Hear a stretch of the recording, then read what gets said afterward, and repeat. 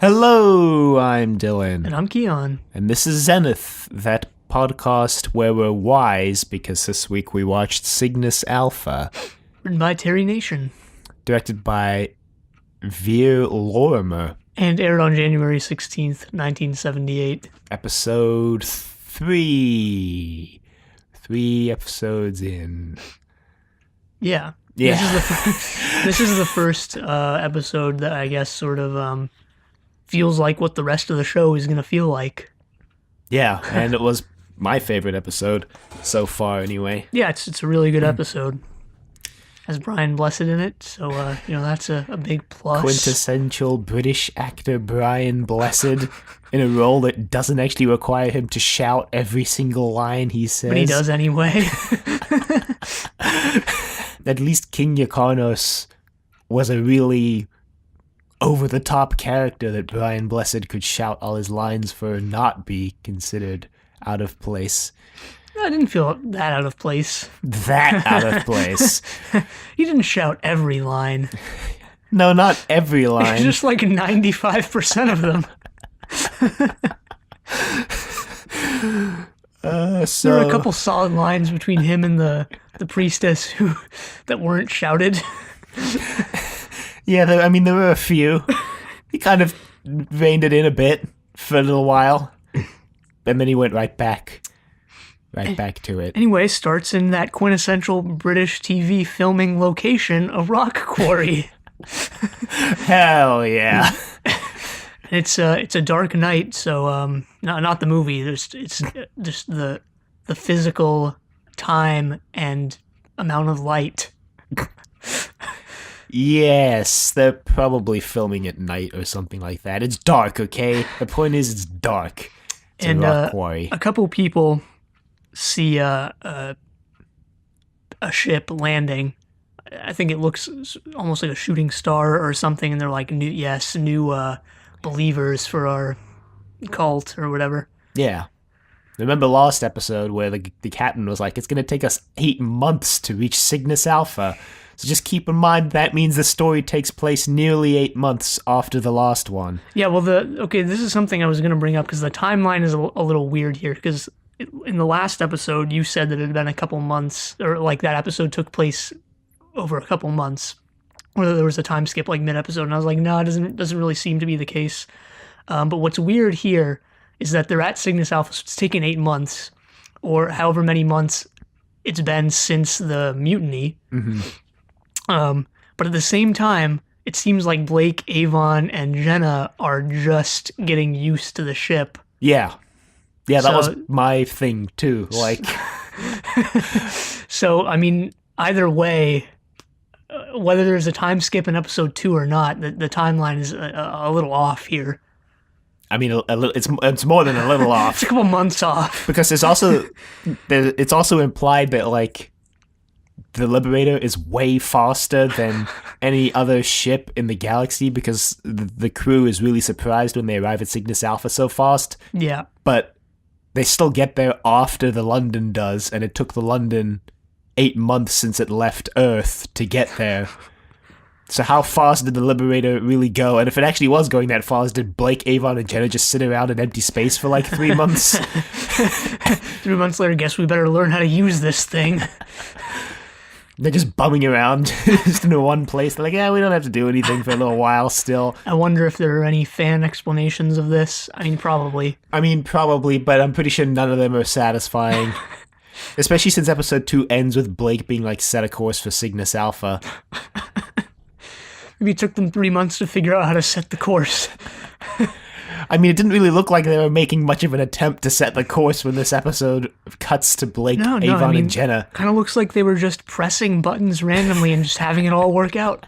I mean, for Jenna and Blake, that is kind of nothing works out for Avon. He's kind of SOL at the end, but I will get there. It's the funniest part of the entire episode. They're like, all right, T-5, 4, 3, and Blake's like, all right, beam me up. Anyway, we cut now to Blake, Avon, and Jenna, and they're like, it's kind of weird. The ship feels almost alive. And then there's just a booming voice. It's like, I am alive. Avon makes some remark about how all the technology seems pretty foreign to what Earth technology is like. It seems basically alive and organic. And then we get Zen's voice. I didn't remember that Zen sounded like this, but he does. I was surprised to learn that Zen was a male voice. I guess that's just because there's such a trope in science fiction for the computer to always be a woman for whatever reason.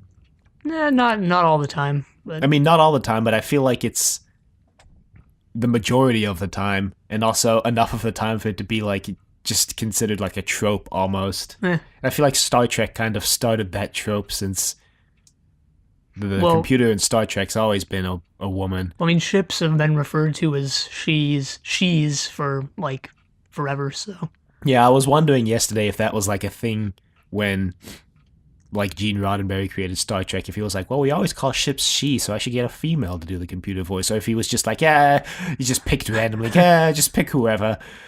Like, I don't really know, but yeah, I was just surprised that Zen was the guy. So, well, I mean, technically it's just a computer. I mean, yeah, And technically. So like technically Canine isn't a male either. Yeah, well, K9's a whole different conversation. So then Zen's like, yeah, so I'll do whatever you want if you tell me what to do. And they ask him a question, he just doesn't respond. Dodges the question. Avon's like, computers aren't supposed to be allowed to dodge questions. He calls it an electronic moron or something like that. And Blake and Jen are like, yeah, it's probably not helping your case, Avon. To which Avon replies, well, it's a computer, it should do what we say. And then they're like, but this is an alien ship. They make note of the fact that all the technology is pretty alien too, and I was reminded of our conversation last week where they were really lucky that the aliens weren't like 10 feet tall. So maybe they were, and they just crouched down everywhere. No. Genius ship design. So Jenna and Blake ask Zen to plot a course for Cygnus Alpha, and apparently Zen knows where Cygnus Alpha is, so that's interesting, I suppose. Interesting because they've been assuming that the ship is alien this whole time, so it's interesting that Zen would know the name Cygnus Alpha. And would be able to communicate with them. Yeah, in English. I wonder if this is ever like brought up in the show, or if it's just like, well, the technology is so advanced that it can do that. Well, the computer Zen is psychic. Yeah. So it's possible that maybe it extracted all that information from their brains while they were just kind of bumming around the ship for however long they were bumming around the ship for. They also find guns. Yeah. In the wall. These guns that are stored in like a honeycomb wall. They look sort of, I don't know what they look like actually. Like flashlights almost. They have a mechanism installed where you can only take one at a time. And if you try to take more than one, your hand just gets burned. Yeah, not really sure why that mechanism is in place. Maybe it's to like prevent a mutiny, or maybe it's just because the ship's like, hey, we only have a limited supply of guns, so you can each only have one. Doesn't seem like they have that problem with the teleporter bans, though. So, yeah, they're kind of like exploring the ship, which is basically the best set in this story. Let's be honest. I think the ship just isn't finished yet in this episode either, because we only get that one angle again, and just that one area of the ship. Well, we get the teleporter room. At least. Yeah, I guess we do. Although the gun wall does look like they just put it against some random wall in the BBC warehouse and filmed it. There was another scene when, I don't remember when this happens now, but they're in the ship and something happens, and so to like make it look like they're going really fast or something, it looks like they just got a vacuum cleaner and they're sucking their faces. Oh yeah, it was right at the beginning. And meanwhile, on the London, just before they land, the captain is talking about he's going over his incident report for the Federation. I'm just surprised that, honestly, the London even carried through with the whole thing. He's dropping all the prisoners off. The Cygnus Alpha really looked less like a prison colony and more like just a religious cult planet. And when he's going over his incident report, we get some flashbacks to the previous episode, played in black and white for some reason. Yeah, it's because the past is in black and white. You've never seen old photos?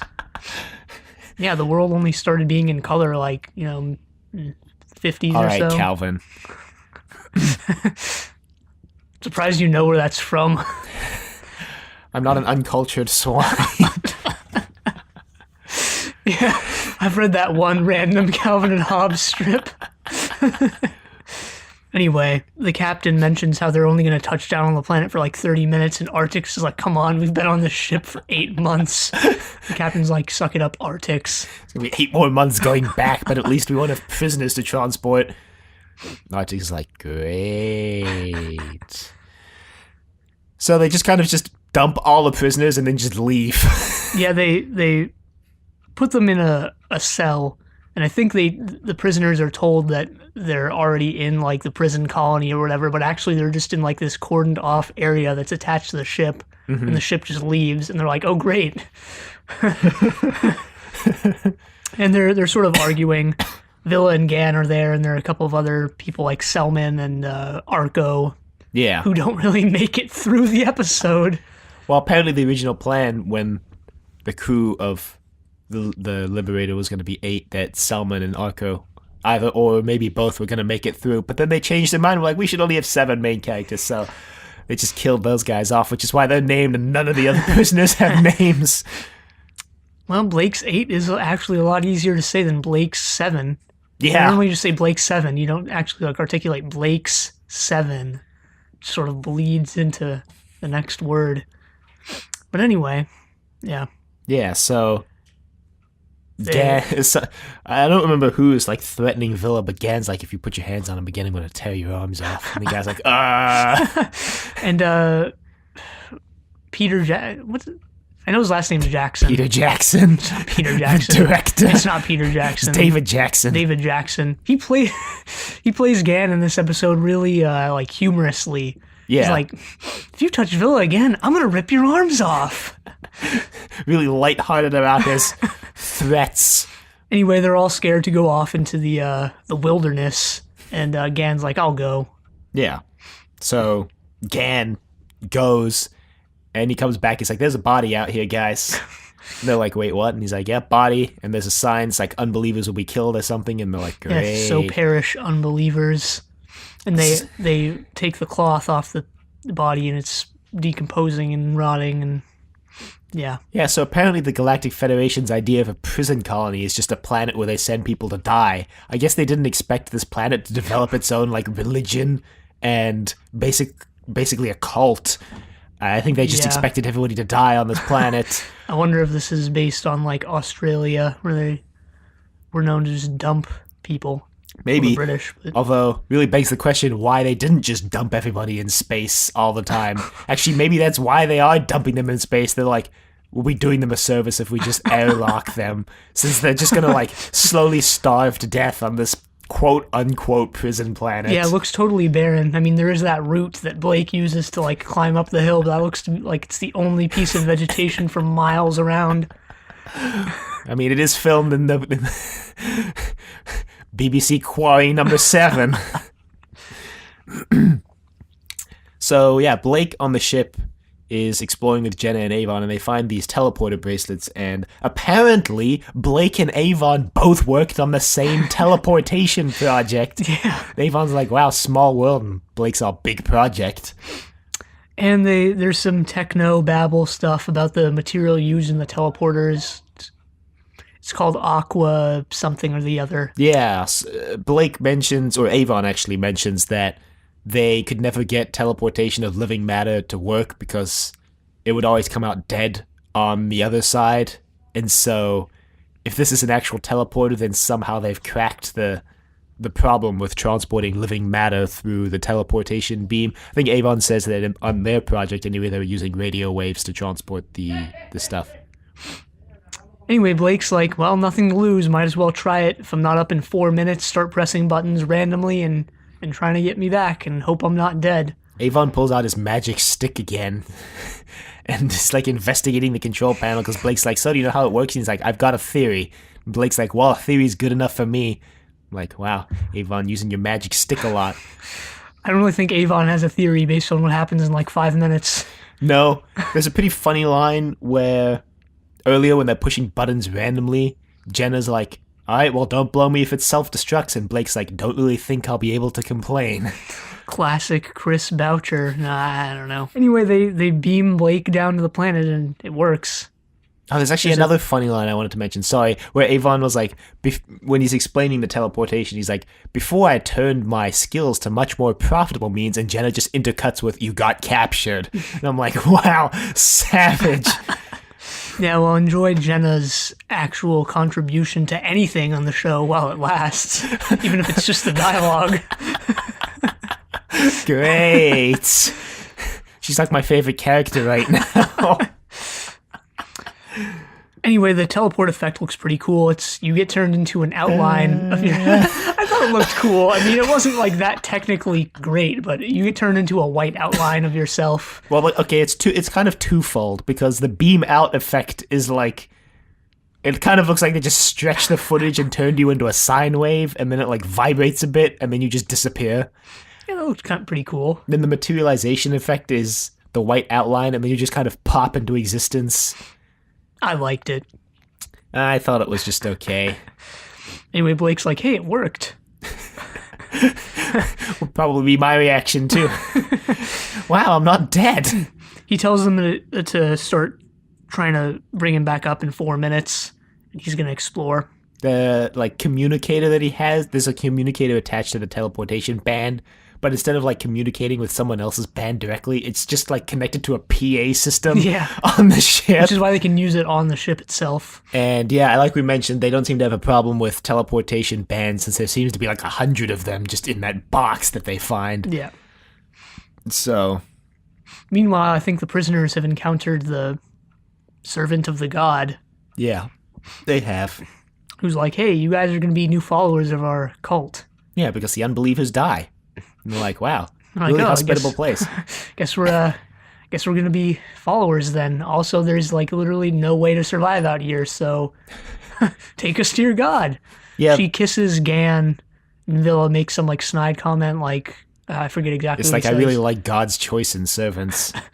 So they go off to the compound. And in the compound, they reveal to the prisoners that they really don't have a choice, because there's supposedly the curse of Cygnus, which kills you slowly on the planet, but the priests... Which is a disease, like an airborne disease. The priests have medicine that can stay your death, but it doesn't cure the disease, it just prevents you from dying. Yeah, you just basically have to take it every day so you don't die. They put the prisoners in a cell while they... I don't remember actually why they put them there, but they do. Yeah, they just kind of shove them in a cell. They're like, we'll get to you later.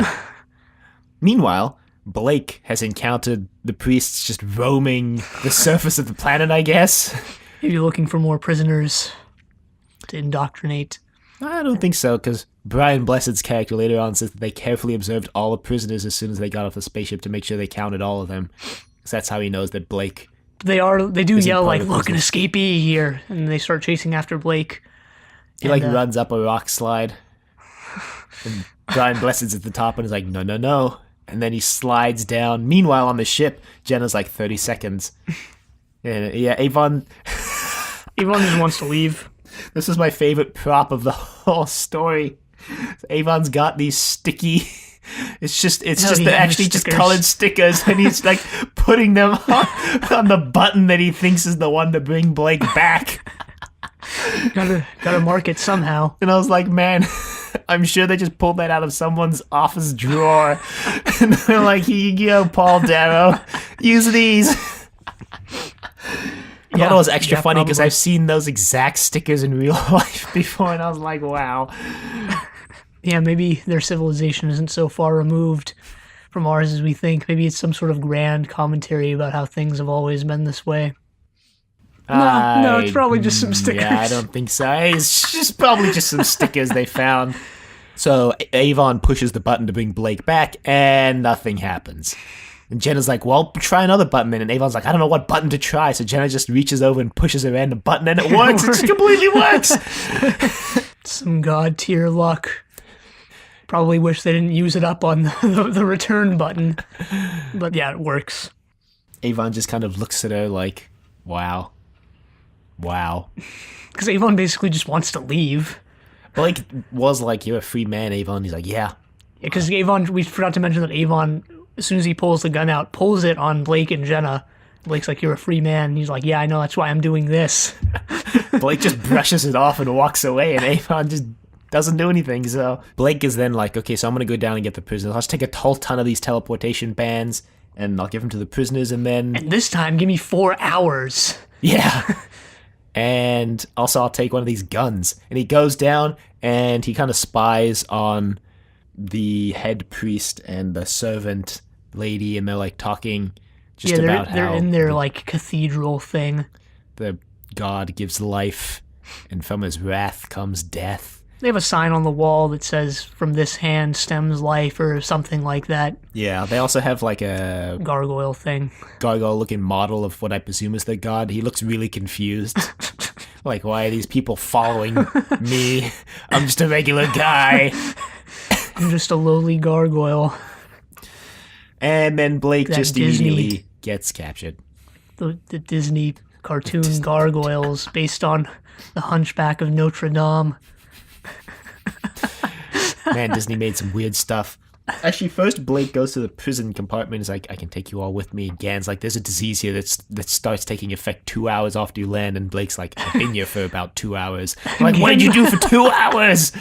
I guess it's kind of weird. I guess it took him 2 hours to get to the compound. So he's like, but I've been here 2 hours and I don't have it. And Gan's like, it's probably already in your system. Again, David Jackson just playing it so jovially. It's like, yeah, you've probably already contracted it. Blake's like, great. Gan tells them that they need the medicine every day for the rest of their lives, and that the priests are going to give them the medicine. Which just looks like Alka-Seltzer tablets, for the record. Probably is based on what you find out a little later. Yeah, so Blake goes to go look for the high priest and gets captured. And the priest is like, so what are these? High-tech equipment. What about these bracelets? And Blake's like, yeah, they're worthless. So Brian Blessed starts calling him Brian Blessed because I don't think the priest actually had a name. Let's find out. He did. Vargas. Oh, Vargas. He starts crushing them. He's like, well, if they're worthless, I guess I'll just destroy all of them. And Blake's like, please don't. And Vargas is like, well, tell me what they are then. Blake's like, they're transportation bands. And Vargas is like, you're going to order your ship to come down here and land so that we can take the ship and spread our message across the galaxy. Yeah, first Vargas doesn't believe that Blake stole the Liberator and escaped from the prison ship, but eventually he does. Blake just repeats the same thing, and he's like, oh, all right, I guess I believe it then. Well, because first Blake tries to play it off as like he was on the prison ship, and that's when Vargas was like, we watched all the prisoners come off and you weren't among them. And he's like, well, I was on the prison ship, but then I escaped with another ship. And Vargas is like, well, I guess that could be true. So I think Vargas also kind of explains how this religion formed, which is that his great, however many greats, grandfather instituted it as a form of social control when the entire planet was just falling apart at the seams and everyone was just killing each other, and yeah, society wasn't that great. Yeah. So they created this religion and instituted himself as a priest of it. Probably some sort of social commentary there about how religion controls the masses or something, but yeah, whatever. And Blake makes some demands of him, and then he's like, what right do you have to make demands? We worked hard to set up this religion and planet and stuff. Mm-hmm. So we have all the rights here. Plus I have the gun and you're tied to the chair, so there's that too. Blake's like, oh, that's a good point. And then Vargas is like, well, we can just torture it out of you. And he calls some priests over, is like, torture this man. And Blake is... Make sure you have fun with it. Blake's kind of immune to torture at this point. Considering everything he's gone through with the Federation. And so... he gets thrown in the prison cell with the prisoners because now Vargas is basically like, yeah, so we're not going to give them the medicine unless you give us the ship. Yeah, unless you give us the ship. Plus, in half an hour, we're going to come and pick someone at random and just kill them for our human sacrifice, which we apparently do also. Yeah. Probably why they need so many believers. just killing all your own people. Self-defeating religion here. Anyway, Blake tries to incite another rebellion, and Gan and Villa are eventually on board with it. Gan is on board with it from the beginning. Villa is on the fence. Arco and Selman also are convinced, but the rest of the prisoners are like, nah, we're just gonna take our chances with the cult. Yeah, this is the point where I started to suspect that the medicine was just a placebo. And it turns out I was right. What could have possibly hinted that? I was just like, oh, he's withholding the medicine. It's probably a placebo. It's probably not doing anything, and he's just bluffing. I don't know, it's just what I assumed. I mean, that is kind of a common thing. Yeah, this is why I assumed it. It's true. So then now... Oh yeah, so on the ship, we get this cunning way of not having to build another set, because Villa's like, hey Avon, go down the corridor to the final... Yeah, Jenna's like, hey Avon, go down the corridor to the final room on the right and check it out. And Avon's like, okay. And then the next scene he comes back carrying gold, and he's like, wow, nice. He's like, there's enough treasure in that room to last an entire lifetime. We could buy an entire planet with just half of what's in that room. And we should probably just leave. Jenna's like, but, no. But what about Blake? And he's like, yeah, forget Blake. Blake's just want to spend this on fighting the Federation. Yeah. Honestly, kind of on board with Avon at this point. I would want to just, leave as well. But Jenna is on the fence about it, and she's like, just give Blake an hour. And Avon's like, why? What's the point? What's the point in giving him an hour? And she's like, that way I would be able to convince myself that we gave him a fair shot.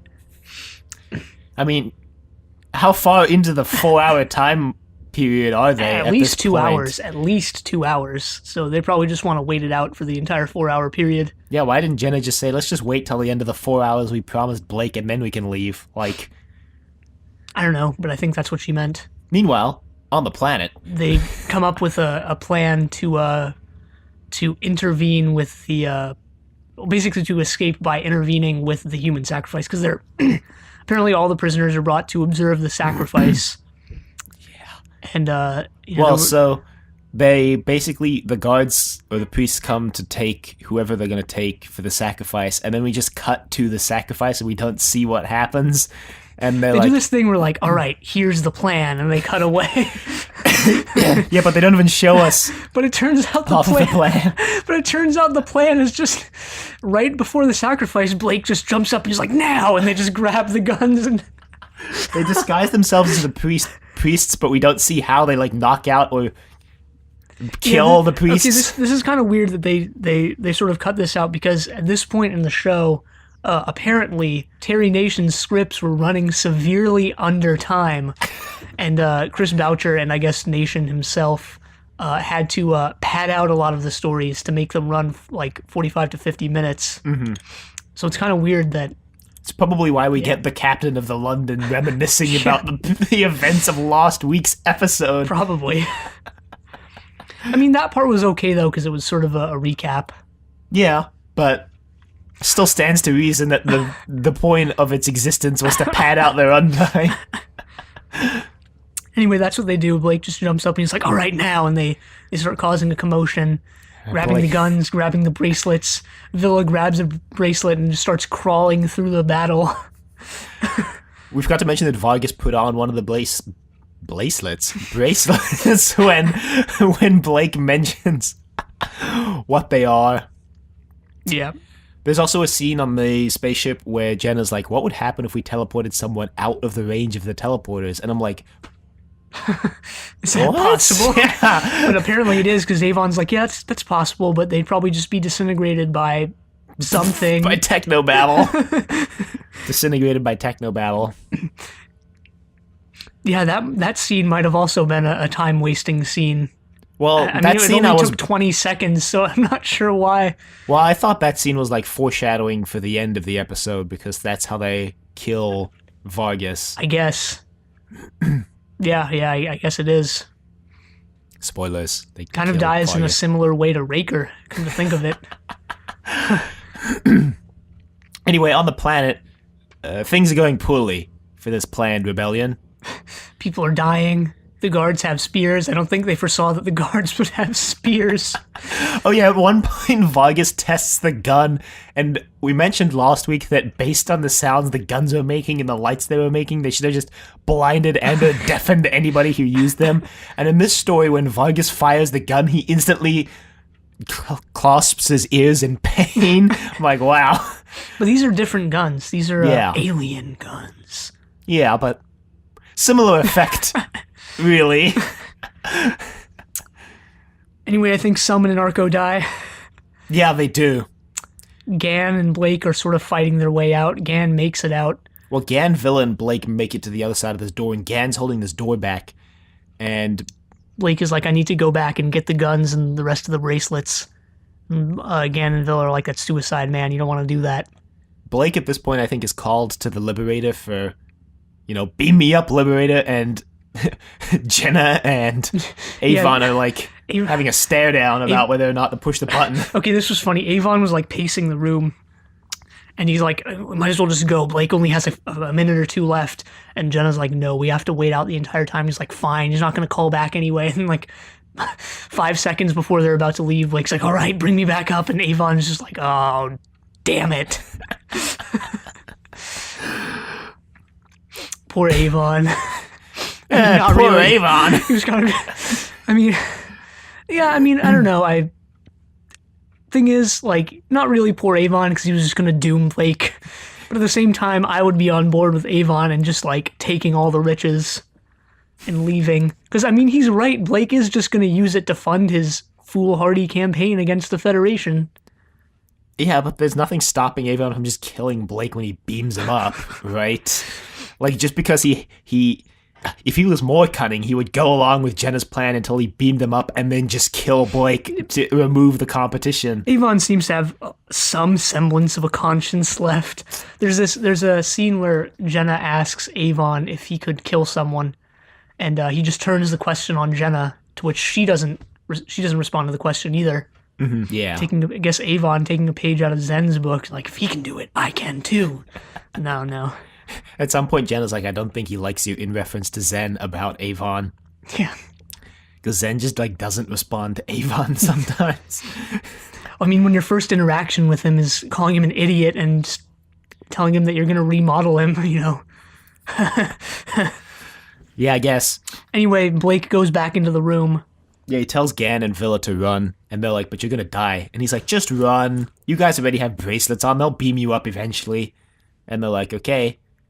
And so they run, and Blake runs into the room to get a bracelet, because he didn't get a bracelet for himself. And Vargas is in there with a gun pointed at Blake, and he's like, ha ha ha, I've got you now. And then they all get beamed up, including Vargas. Well, Blake jump. There's these guards, and Blake is running out of the room, and they just slowly move their spears to cover the exit, and Blake just leaps over them. Yeah, well, not a good Blake 7 story if you don't have Geth Thomas leaping over spears. So this is the only good Blake 7 story, then? This is it. Cygnus Alpha, the best of the show.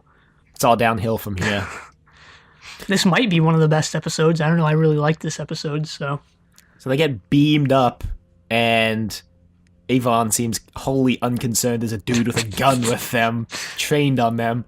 Vargas is like, all right, give me control of the ship. Take it down, land it. And they're like, yeah, no, we've already set a course to go away. Plus, if you kill us, you're not going to be able to control the ship, so...